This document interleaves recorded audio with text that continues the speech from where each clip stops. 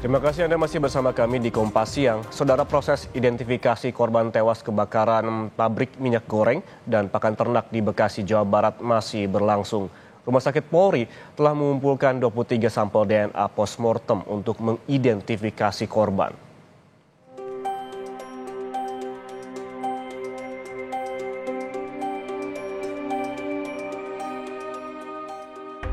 Rasa sedih bercampur cemas menyelimuti pikiran setiap keluarga korban kebakaran pabrik minyak goreng dan pakan ternak di Bekasi, Jawa Barat. Sejak Jumat 1 November lalu, pihak keluarga berdatangan ke RS Polri Kramat Jati untuk memastikan apakah keluarga mereka menjadi korban dalam insiden kebakaran tersebut. Kurdi, salah satu orang tua pekerja pabrik, berinisiatif mendatangi posko antemortem Rumah Sakit Polri. Ia ingin mencari tahu keberadaan sang anak yang hilang kontak setelah terjadi kebakaran. Saya datang sendiri langsung. Datang inisiatif sendiri. Oke. Anak bapak memang pekerja atau gimana? Pekerja. Oh. Shift malam. Shift malam. Waktu itu saya pikir bukan di tempat dia kerja. Saya cuma ngecek doang. Jangan-jangan tempat dia kerja. Saya cek itu tempat dia kerja. Oh, yang terbakar ini. Iya. Oh. Kalau untuk almarhum sendiri kerjanya memang sudah lama Pak di PT ini? Iya, jalan 3 tahun. Udah jalan 3 tahun. Bagaimana komunikasi terakhirnya Pak? Iya, cuman kebetulan biasanya dia mau berangkat kerja saya belum tidur. Dia kan jam 12. Dia berangkat kerja saya udah tidur. Jadi sama-sama dia berangkat kerja pun enggak, ya istilahnya biasanya kan pamit cium tangan kan. Tapi semalam kayaknya enggak pamit lagi. Mungkin pamit cuman saya dalam keadaan setengah sadar karena saya udah sedang dalam keadaan ngantuk. Tak hanya Kurdi, Sadi yang datang ke RS Polri Kramat Jati juga masih menantikan hasil identifikasi sang kakak yang diduga menjadi korban. Sadi mengungkap telah menyerahkan sampel DNA ke posko DVI antemortem RS Polri Kramat Jati. Tadi hanya dicek terkait identitas begitu. Apa aja Bang? Ya istilah katanya gigi seperti istilahnya rambut dari body lah semua. Kabid DVI Pusdokes Polri Kombes Ahmad Fauzi mengatakan sejauh ini sudah ada 23 sampel DNA postmortem yang terkumpul yang berasal dari 11 kantong jenazah dan sebuah wadah kotak berisi bagian jasad korban.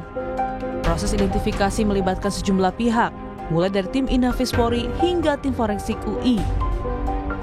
Pihak rumah sakit menghimbau keluarga korban terus berkoordinasi untuk memudahkan identifikasi korban. Pemeriksaan DNA merupakan metode yang kemungkinan menjadi pilihan utama untuk mengungkap identitas para korban, di mana sampel DNA yang terkumpul sebanyak 23 buah sampel DNA postmortem yang kita ambil dari 11 kantong jenazah dan 1 buah wadah kotak berisi body part. Kemudian kita ambil juga 12 sampel DNA pembanding antemortem dari 9 keluarga yang melaporkan. Sebelumnya, gudang pabrik minyak goreng dan pakan ternak di Jalan Pondok Ungu Medan Satria, Bekasi, Jawa Barat terbakar pada Jumat lalu. 9 orang pekerja dinyatakan meninggal dunia, sementara 3 orang terluka. Butuh waktu lebih dari 12 jam untuk memadamkan api di pabrik pakan ternak ini. Api diduga berasal dari ledakan mesin alat produksi.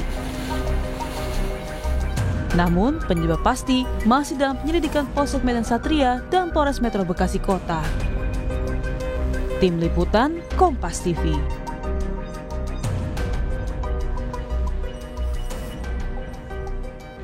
Untuk informasi terkini soal identifikasi korban kebakaran pabrik di Bekasi, kita sapa jurnalis Kompas TV Gracia Adur yang saat ini berada di Rumah Sakit Polri Kramat Jati, Jakarta Timur.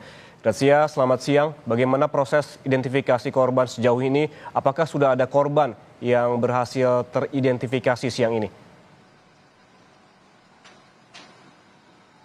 Yan dan juga saudara, selamat siang. Proses identifikasi ini masih berjalan. Apalagi proses identifikasi yang digunakan adalah proses identifikasi secara ilmiah, yaitu menggunakan sampel DNA seperti itu.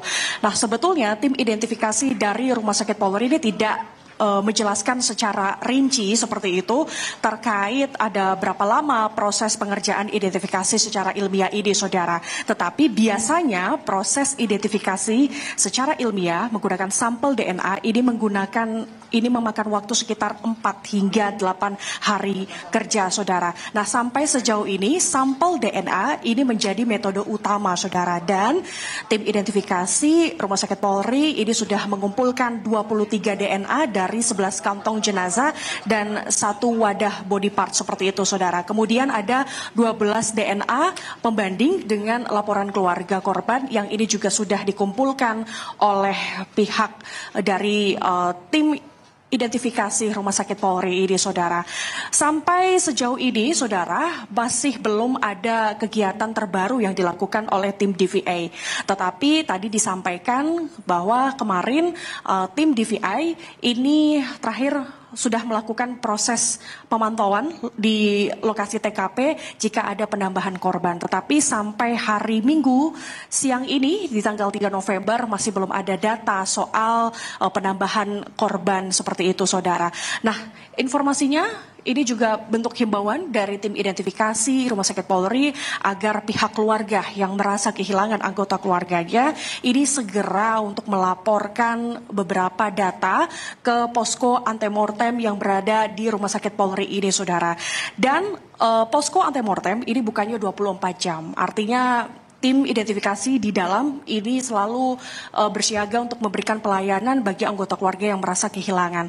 Nah, dari tadi pagi hingga siang ini sekitar 10 menit yang lalu baru ada satu anggota keluarga yang tiba di ataupun memberikan laporan di dalam posko antemortem ini, saudara. Tetapi dari pihak keluarga masih belum berkenan untuk dimintai keterangan karena tadi mereka buru-buru untuk menyampaikan laporan tersebut, saudara. Nah, kita akan tunggu bersama akan sampai seperti apa hasil proses identifikasi jenazah ini, Yan. Berarti saat ini masih dalam pengumpulan sampel DNA. Kemudian, Grazia, apa tantangan yang dihadapi oleh pihak Rumah Sakit Polri dalam mengidentifikasi korban kebakaran? Tantangannya adalah bentuk jenazah yang sudah tidak kembali utuh, saudara. Sehingga proses identifikasi ini tidak bisa dilakukan secara visual, tetapi identifikasinya secara ilmiah, yaitu sampel DNA.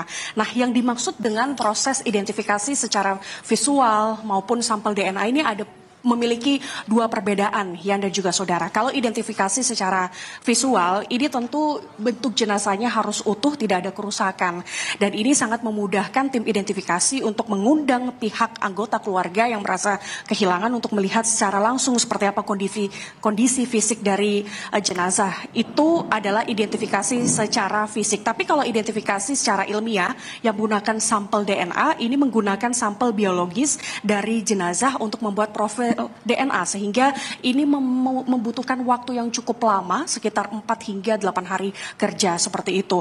Nah, proses sampel ini dibagi menjadi 3 hal, Yan dan juga saudara, yaitu sampel DNA, sampel gigi, dan juga sampel sidik jari. Ya, yang digunakan oleh tim identifikasi Rumah Sakit Polri untuk mengidentifikasi korban kebakaran ini adalah sampel DNA menjadi metode utama.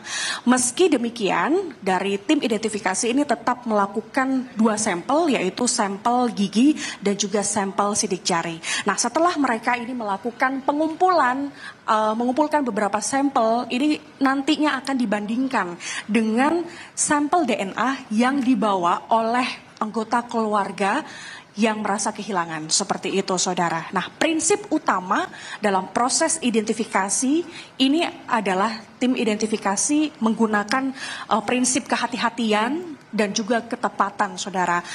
Tidak terlalu melakukan prosesnya secara tepat karena proses ketepatan dan kehati-hatian ini yang sangat diutamakan. Seperti itu, Yan. Terima kasih, jurnalis Kompas TV, Grazia Adur melaporkan langsung dari Rumah Sakit Polri Kramat Jati. Selamat bertugas kembali.